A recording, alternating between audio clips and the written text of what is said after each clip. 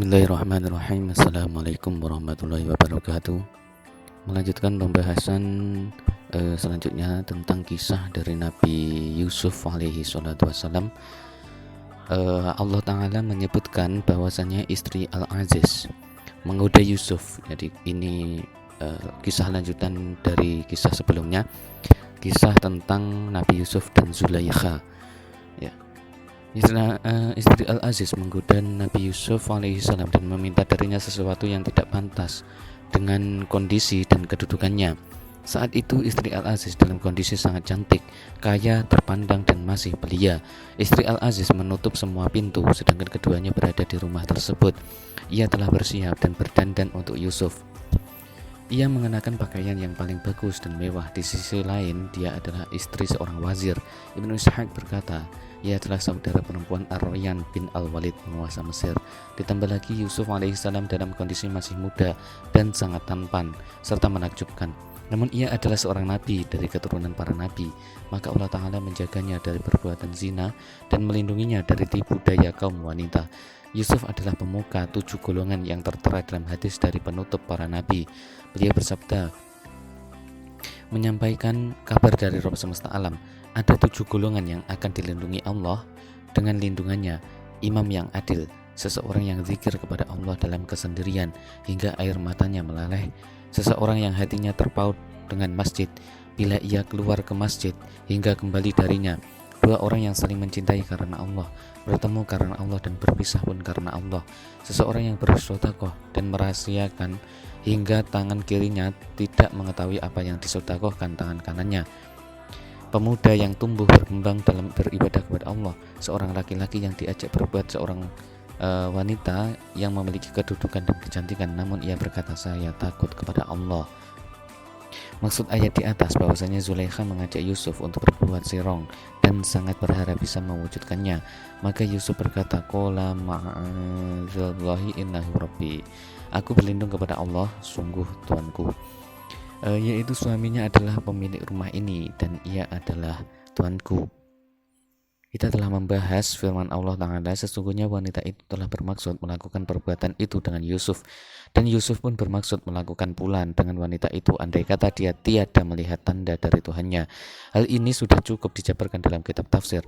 Mayoritas pendapat ahli tafsir yang berkaitan dengan ayat di atas berpijak pada kitab-kitab dengan kalangan ahli kitab, dan lebih baik bagi kita menolaknya. Yang wajib kita yakini bahwasanya Allah Ta'ala menjaga dan membersihkan Yusuf serta menghindarkannya dari perbuatan keji. Firman Allah Ta'ala, dan keduanya berlomba-lomba menuju ke pintu, yaitu Yusuf lari dari Zulaikha menuju pintu agar dapat keluar dari rumah tersebut karena ingin menjauhi wanita tersebut. Namun Zulaikha mengejarnya. Firman Allah Ta'ala, wa alfaya sayyidaha ladal bab, suaminya berada di muka pintu. Jadi wanita tersebut segera angkat suara dan mengadu kepadanya. Wanita tersebut menuduh Yusuf, padahal semestinya dialah yang tertuduh. Wanita tersebut berusaha membersihkan kehormatan dan dirinya. Oleh karena itu Yusuf berkata, hiya rawaddatani an nafsi, dia menggodaku untuk menundukkan diriku. Yusuf membantah dengan mengatakan sesuatu yang hak karena sangat membutuhkannya. Ada yang mengatakan ia adalah seorang anak kecil yang masih dalam buayan. Pendapat ini diungkapkan oleh Ibnu Abbas yang diriwayatkan oleh Abu Hurairah, Hilal Ayasat, Hasan Al-Basri, Sa'id bin Jubair dan Ad-Dhahak. Pendapat ini pun dipilih oleh Ibnu Jarir. Ia meriwayatkan sebuah hadis yang marfu dari Ibnu Abbas. Ada yang mengatakan saksi tersebut adalah seorang laki-laki yang masih kerabat istri after. Ada yang mengatakan kerabat wanita tersebut. Ada pun yang mengatakan bahwa saksi tersebut adalah laki-laki, adalah Ibnu Abbas, Ikrimah, Mujahid, Al-Hasan As-Suddi, Muhammad bin Ishaq dan Zaid bin Aslam. Firman Allah Ta'ala yang artinya, dan jika baju gamisnya koyak di belakang maka wanita itulah yang dusta, dan Yusuf termasuk orang yang benar, yaitu karena ia lari dari wanita tersebut lalu wanita tersebut mengejarnya dan menarik baju gamisnya hingga terkoyak bagian belakangnya, dan inilah yang terjadi. Peristiwa yang terjadi karena tipu daya Zulaikha, kamulah yang telah menggodanya untuk menundukkan dirinya kepadamu, lalu kamu menuduhnya telah melakukan perbuatan batil. Jangan engkau ceritakan kepada siapapun, sebab merahasiakan permasalahan seperti ini adalah lebih baik dan lebih membawa kemaslahatan. Kemudian ia memerintahkan istrinya untuk memohon ampun atas dosa yang telah ia lakukan, yaitu dengan bertobat kepada Rabb-Nya. Sebab bila seorang hamba bertobat kepada Allah, maka Allah akan menerima tobatnya. Meskipun penduduk Mesir saat itu menyembah berhala, namun mereka mengetahui bahwa hanya Allah lah yang dapat mengampuni dosa dan tiada sekutu baginya dalam semesta ini. Oleh karena itu suaminya berkata kepadanya dengan ungkapan di atas. Menurut sebagian riwayat, suaminya memaafkannya sebab istrinya tidak sabar menghadapi hal itu. Di sisi lain, Yusuf adalah orang yang terjaga kehormatannya dan baik perangainya. Oleh karena itu, Al-Aziz berkata kepadanya, "Dan kamu, hai istriku, mohon ampunlah atas dosamu itu, karena kamu sesungguhnya termasuk orang yang berbuat salah." Allah Ta'ala menyebutkan tanggapan para wanita kota atas peristiwa tersebut, yaitu para istri amir kerajaan dan anak-anak perempuan pembesar mencela perbuatan istri Al-Aziz yang telah menggoda bujangnya dan kecintaannya yang mendalam kepadanya. Bujangnya tidak sepadan dengannya, sebab ia adalah seorang budak yang tidak pantas untuk mendapatkannya. Oleh karena itu para wanita berkata, "Sesungguhnya kami memandangnya dalam kesesatan yang nyata." Maka tatkala wanita itu mendengar cercaan mereka, itu maksudnya yaitu cacian dan penghinaan mereka terhadap serta anggapan mereka bahwa hal ini adalah aib dan cela karena ia telah menaruh cinta yang mendalam kepada budaknya, maka menampakkan celaan, sedangkan Zulaikha sendiri melakukannya karena sebuah alasan. Karena itu ia hendak menjelaskan alasannya kepada mereka dan menunjukkan bahwa Yusuf tidak seperti yang mereka kira dan tidak seperti yang mereka miliki. Maka Zulaikha mengundang mereka sehingga mereka semua berkumpul di rumahnya. Ia menyambut mereka selayaknya tamu yang lain dan menyediakan sesuatu yang dapat dipotong dengan pisau seperti buah jeruk dan lainnya. Ia memberikan pisau kepada setiap dari mereka. Ia pun telah mempersiapkan Yusuf dan mengenakan pakaian yang paling bagus. Yusuf berpenampilan selayaknya anak muda. Kemudian Zulaikha memerintahkannya untuk keluar kepada mereka dalam kondisi seperti itu. Yusuf pun keluar dan tidak mustahil keindahannya melebihi bulan purnama. Mereka terkagum-kagum. Mereka tidak mengira kalau ada manusia setampan Yusuf. Ketampanannya menjadikan mereka terkagum hingga mereka lupa diri.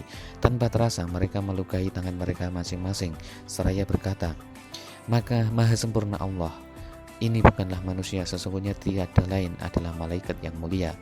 Dalam hadis Isra disebutkan, "Aku melewati Yusuf dan aku dapati ia telah dikaruniai setengah ketampanan." As-Suhali mengatakan makna hadis di atas bahwasanya Yusuf telah dianugerahi setengah ketampanan Adam, sebab Allah Ta'ala menciptakan Adam dengan kekuatannya, dengan meniupkan rohnya kepadanya. Oleh karena itu Adam adalah manusia paling tampan dan tidak ada penghuni surga yang serupa dengan Adam baik dari segi tinggi maupun ketampanan. Ketampanan Yusuf adalah setengah dari ketampanan Adam dan tidak ada manusia yang lebih tampan dari keduanya. Demikian juga tidak ada wanita yang lebih menyerupai Hawa selain Sarah, istri Ibrahim.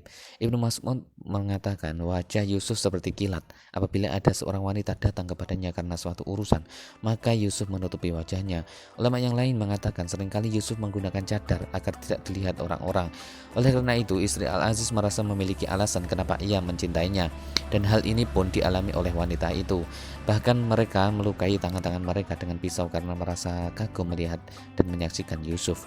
Dan sesungguhnya aku telah menggoda ia untuk menundukkan dirinya, akan tetapi dia menolak. Para wanita tersebut mendesak Yusuf agar menuruti kemauan tuannya, namun Yusuf menolak dengan keras dan mengelak, sebab ia adalah keturunan para nabi. Yusuf berdoa kepada Allah yang tersebut dalam Quran surat Yusuf ayat 33, "Jika engkau menyerahkan diriku kepada diriku sendiri, maka diriku sangatlah lemah. Aku tidak dapat memberikan manfaat maupun mudarat pada diriku sendiri kecuali apa yang dikehendaki Allah. Aku adalah lemah kecuali engkau melindungi dan menjagaku." Allah Ta'ala menyebutkan bahwa timbul pikiran Al-Aziz dan istrinya untuk memenjarakan Yusuf sampai batas waktu tertentu. setelah mereka mengetahui bahwa Yusuf tidak bersalah.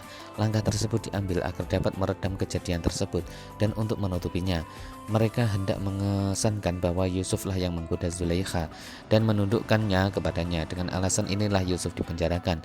Mereka memenjarakan Yusuf sebagai bentuk kezaliman dan permusuhan, dan ini merupakan ketentuan Allah baginya dan sebagai jalan untuk menjaganya. Di dalam penjara, Yusuf lebih bisa menghindari pergaulan dan bertatap muka dengan mereka, dan dengan inilah sebagian orang sufi mengambil istinbat sebagaimana yang dikisahkan oleh Asy-Syafi'i. Di antara bentuk al-asomah atau perlindungan adalah tidak adanya perlindungan tersebut. Allah Ta'ala berfirman, wa dakhala ma'ahu sajna fatayan, dan bersama dengan dia masuk pula dalam penjara dua orang pemuda. Ada yang mengatakan salah satunya adalah seorang pelayan yang bertugas menuangkan minuman seorang raja, namanya Banu. Sedangkan yang satunya lagi adalah tukang pembuat roti, yakni orang yang mengantar makanan sang raja. Orang-orang Turki menyebutnya Al-Jasnaykler. Konon orang tersebut bernama Majals. Sang raja telah menuduh keduanya melakukan kesalahan, kemudian memenjarakan mereka.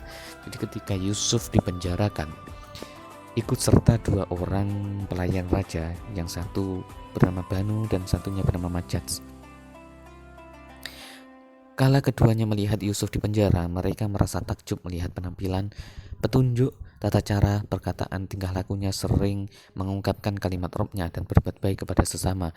Mereka berdua bermimpi sesuai dengan pekerjaannya. Kalangan ahli tafsir mengatakan mereka berdua bermimpi dalam satu malam. Orang yang bertugas memberi minuman sang raja bermimpi bahwa ia memiliki 3 teguk susu, lalu menumpahkannya dan menggantinya dengan sari buah anggur. Ia menuangkannya di gelas sang raja dan meminumkannya kepadanya. Adapun si tukang pembuat roti bermimpi bahwa di atas kepalanya ada 3 potong roti. Burung-burung datang dari atas dan memakan roti tersebut. Mereka menceritakan mimpi tersebut kepada Yusuf dengan harapan Yusuf mentakbir mimpi tersebut. Mereka berkata, sesungguhnya kami memandangmu termasuk orang yang pandai mentakbirkan mimpi. Yusuf memberitahu mereka bahwa ia mengetahui takbir mimpi mereka dan akan segera memberitahukannya. Ada yang mengatakan bahwa maknanya, aku akan memberitahukan kepada kalian jenis makanan sebelum datang pada kalian, apakah manis atau masam, sebagaimana yang diungkapkan oleh Isa dalam firman Allah yang tertera dalam surat Ali Imran ayat 49. Yusuf berkata kepada keduanya, pengetahuan ini aku peroleh dari Allah, sebab aku beriman kepadanya dan mengesahkannya serta mengikuti agama bapak-bapakku yang mulia, Ibrahim Al-Khalil, Ishak dan Yakub. Kemudian Yusuf menyeru pada mereka berdua untuk mentauhidkan Allah, dan ia pun mencela segala bentuk ibadah kepada selain Allah, serta menghina dan merendahkan penyembahan berhala. Yusuf berkata sebagaimana yang tertera dalam Quran surat Yusuf ayat 39-40. Allah mengurusi makhluknya dan berbuat sesuai dengan kehendaknya. Dia memberi petunjuk kepada siapa saja yang dia kehendaki dan menyesatkan siapa saja yang dia kehendaki. Dakwah Yusuf kepada kedua orang tersebut dalam kondisi seperti itu merupakan bentuk kesempurnaan, sebab jiwa kedua orang tersebut sedang kagum kepadanya dan siap untuk menerima segala apa yang disampaikan. Maka sangat cocok bila Yusuf menyeru kepada keduanya ke arah yang lebih bermanfaat bagi keduanya daripada apa yang sedang mereka tanyakan. Setelah menjelaskan apa yang wajib bagi keduanya, maka Yusuf menjawab apa yang sedang mereka pertanyakan. Para ulama mengatakan ia adalah seorang pekerjaannya adalah memberikan minum kepada sang raja. Ya.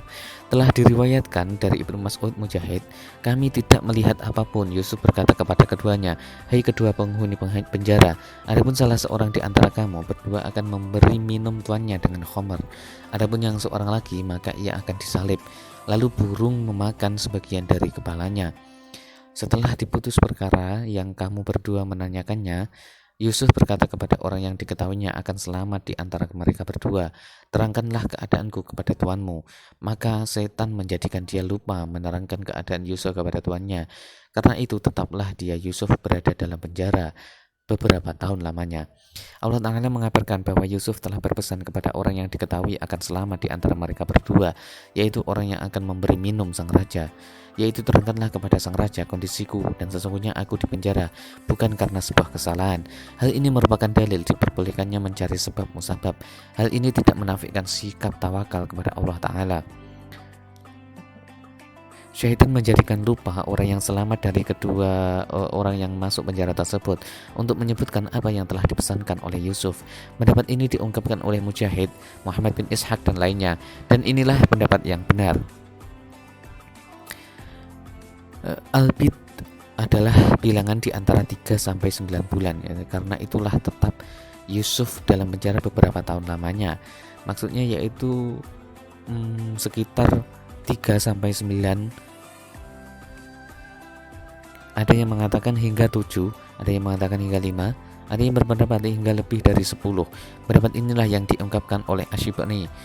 Ia mengatakan terkadang digunakan kalimat naif. Al-Faruq berkata dapat diungkapkan bid asyar, bid wa isrun hingga bid wa itsnain, dan tidak dapat diungkapkan bid wa mimah atau bid wa alf. Al-Jauhari tidak membolehkan ungkapan bid wa isrun hingga bid wa tis'ain. Namun dalam sebuah hadis sahih disebutkan iman terdiri dari 60 cabang lebih. Dalam riwayat yang lain 70 cabang lebih. Yang paling tinggi adalah ungkapan la ilaha illallah, dan yang paling rendah adalah menyingkirkan gangguan dari jalan. Adapun pendapat Ibnu Hibban yang tertera dalam kitab sahihnya menyebutkan sebab-sebab yang menjadikan Yusuf di penjara dalam beberapa waktu adalah berdasarkan riwayat Al-Fudail, Marsya telah menceritakan kepada kami bahwasanya Rasulullah bersabda, semoga Allah merahmati Yusuf, sekiranya bukan karena ungkapan yang dia ungkapkan, terangkanlah keadaanku kepada Tuanmu, niscaya dia tidak akan tetap berada di penjara. Semoga Allah merahmati Lut.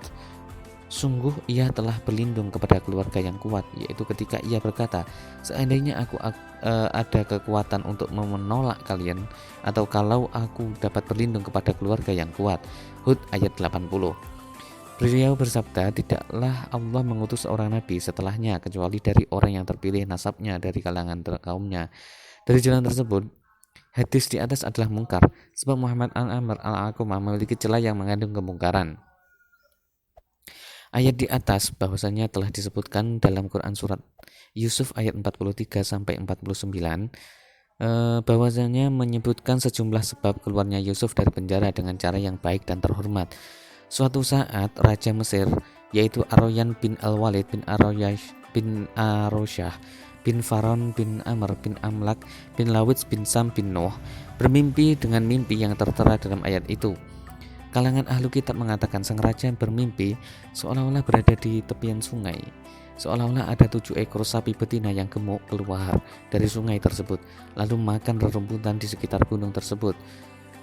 Kemudian muncullah 7 ekor sapi betina yang kurus dan dari sungai yang sama.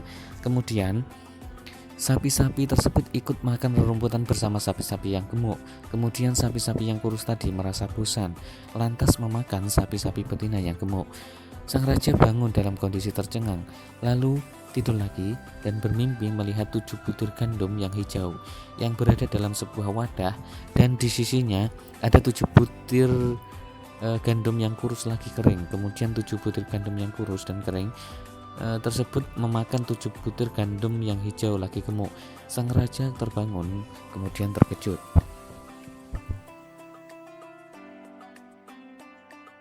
Ketika sang raja menceritakan mimpi tersebut kepada seorang terkemuka dari kaumnya, maka tidak ada satupun dari mereka yang bisa mentakbirkannya mimpi itu. Bahkan mereka berkata, itu adalah mimpi yang kosong, yaitu hanya sekedar mimpi belaka. Boleh jadi tidak ada artinya sama sekali. Di sisi lain, kami tidak berpengalaman dalam mentakbirkan mimpi-mimpi itu. Saat itulah orang yang selamat dari orang yang masuk penjara bersama Yusuf teringat pesan Yusuf supaya menerangkan keadaan tuannya. Ia lupa dalam beberapa waktu hingga saat itu hal itu merupakan bentuk ketetapan dari Allah, dan dia memiliki hikmah di balik itu semua. Setelah dia mendengar mimpi sang raja dan melihat ketidakmampuan orang yang menakbirkannya, orang tersebut ingat kepada Yusuf dan pesannya. Sebagian ulama membaca ayat itu sebagaimana yang disampaikan oleh Ibnu Abbas, yaitu aku lupa padahal sebelumnya aku tidak pernah lupa dengan pembicaraanku. Demikian halnya dengan masa yang ingin mengelabui akal pikiran.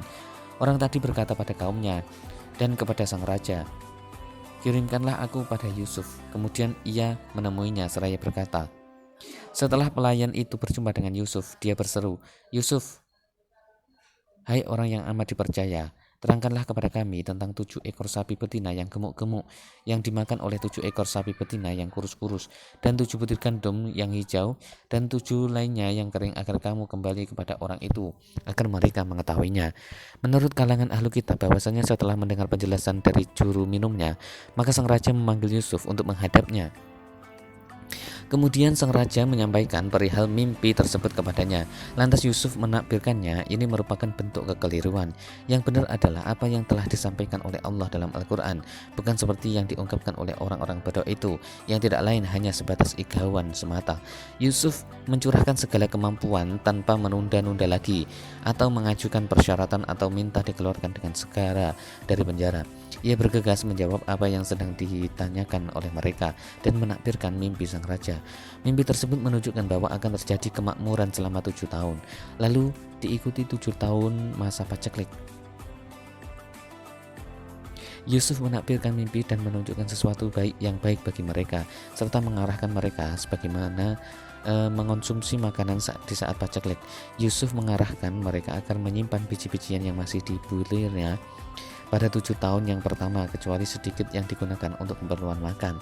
Juga disarankan minimal dalam penanaman biji pada tahun kedua, sebab di musim tersebut biasanya jarang yang tumbuh. Hal ini menunjukkan kesempurnaan ide dan pemahaman Yusuf alaihi salam. Setelah sang raja mengetahui takbir mimpi lantaran kesempurnaan ilmu dan akal Yusuf serta ide dan pemahamannya yang cemerlang, maka ia memerintahkan untuk mendatangkan Yusuf ke hadapannya untuk dijadikan salah satu pejabatnya. Setelah utusan datang kepada Yusuf dengan membawa perintah tersebut, maka Yusuf tidak ingin keluar dari penjara sebelum terang bagi setiap orang bahwa ia dipenjara karena sebuah kezaliman dan permusuhan, padahal ia tidak bersalah dari segala kebohongan yang dilontarkan kepadanya.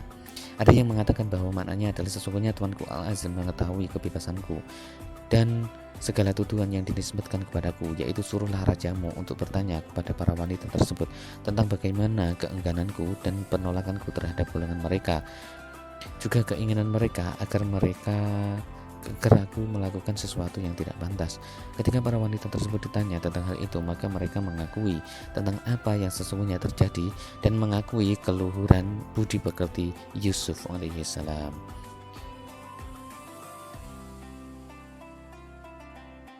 Firman Allah Ta'ala, Yusuf berkata, yang demikian itu agar dia Al-Aziz mengetahui bahwa sesungguhnya aku tidak berkhianat kepadanya, dan bahwasanya Allah tidak meridhoi tipu daya orang-orang yang berkhianat. Ada yang mengatakan bahwa ungkapan tersebut adalah sambungan dari perkataan Zulaikha. Maknanya adalah aku mengakui hal ini agar suamiku tahu bahwa aku tidak berkhianat kepadanya, dan sungguh godaan tersebut tidak menyeretnya ke dalam perbuatan zina. Pada pendapat inilah yang dipegang oleh mayoritas ulama mu'takhirin dan lainnya.